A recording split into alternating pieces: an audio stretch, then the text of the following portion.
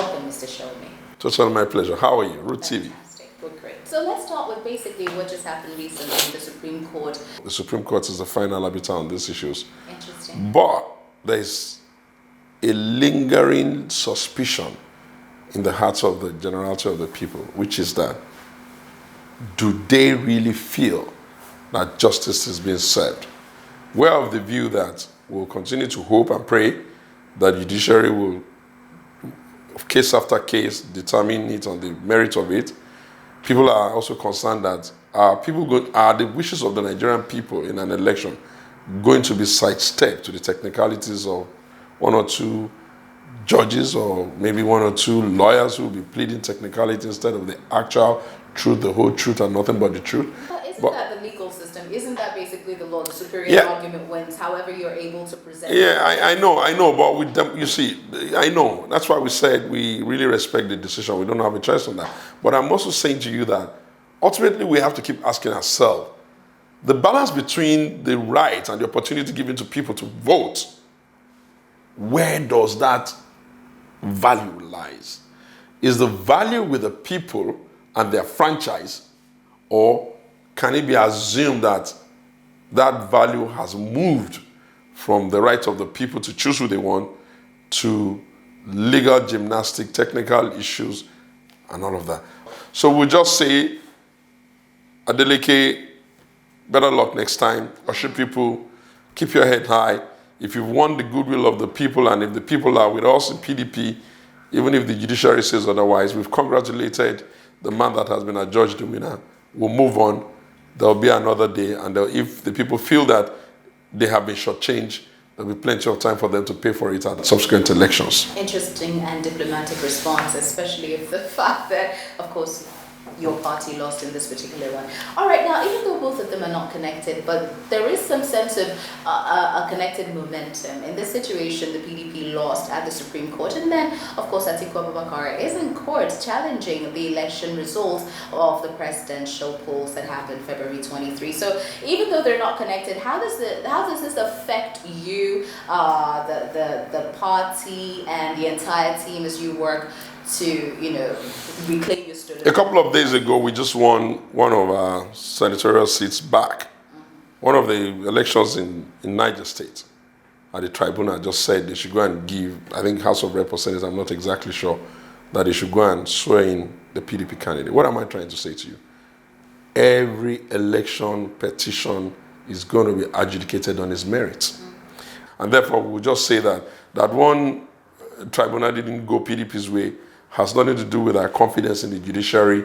We're very, very convinced that on the strength of our case, the dexterity of our lawyers, the body of evidence, and the absolute logical presentation of the facts before the court, we believe that we'll win. In any case, we still have other options if that happens. We still have other options. Like I always say, our attitude to the Presidential Tribunal is hope and fear. Hope that the right thing will be done, justice will be served, be seen to be served, and fear that perhaps the Gestapo style of the Buhari administration has castrated the judiciary and they're no longer able to adjudicate against the government. But time will tell. Which is pretty interesting, because if you win, you will call it fair play. I mean, it will be fair, but if you lose, it will be the Gestapo. No. It's not like that. You have to understand that we didn't come into judiciary, legislative, executive relationship in 2015. That relationship has existed even from time immemorial. And not even in the days of the military have we seen an avalanche of executive strong arming of the judiciary. And what do I mean? The Onogen case is there. Leave the Onogen case, the Gestapo invasion of the houses underneath ICPC and EFCC. A lot of judges have been brought to book on things that, do you get what I'm saying? Things that ordinarily should have followed the processes of the Judicial Council, who will look as a self-correcting organ. We have seen that somehow people can be scared. Remember that Nigerians must know that you have gone to court does not mean you're going to win in court. What we demand is fair, credible, believable judgment that has integrity. Is there any fair, credible, believable judgment that you would accept if it doesn't go your way? Because I'll give you a typical... We just accepted Oshun. That is the point. So will you accept at the Supreme Court if for some reason it does not go your way? Would you say to Atiku, better luck next time? You're too hasty. Oh, really? You're hasty. You have to understand that in the Oshun case, there was a pronouncement at the tribunal level. Then there was another set of pronouncement at the Court of Appeal level.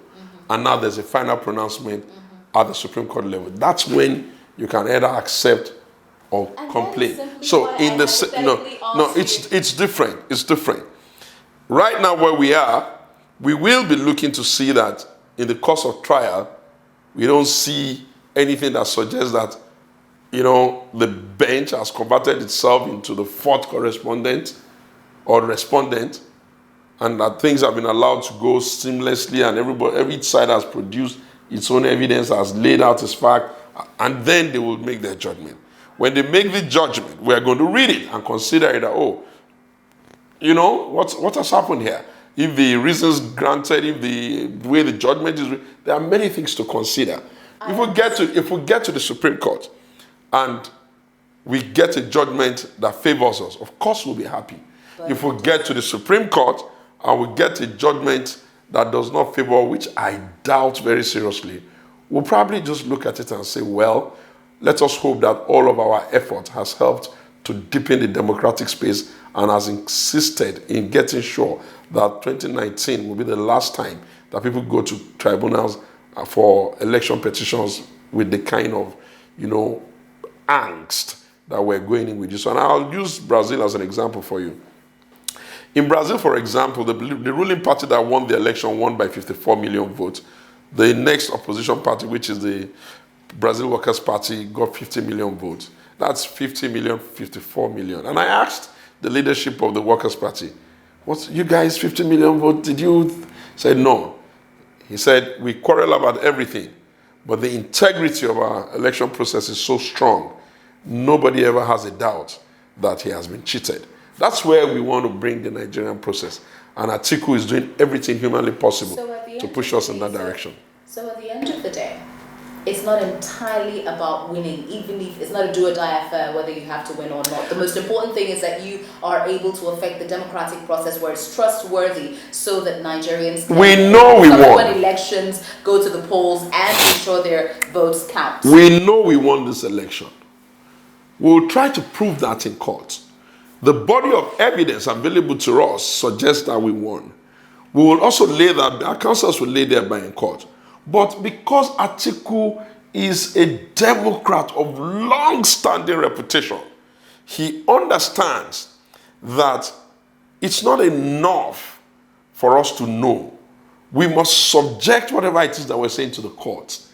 And we must hope and pray that minimal interference from all parties would allow the courts to adjudicate the way they were supposed to. And we must consider that there is a flip of coin situation every time you go before the courts. True. If it's a flip of coin, there's the odd that you will win. And there's also the very slim odd that you may lose. If we win, which is what we expect, we'll herald quickly to begin to rescue Nigeria from the failed processes that is going on now, rescue our people from all of the implosion that is about to take place. But if the Supreme Court of Nigeria says otherwise, we will hope that over and above every other thing, including our being sad about it, that our processes and laying ourselves and presenting ourselves and running through this very laborious process would give this country one thing, and that is that the election process must be improved. Because you know why?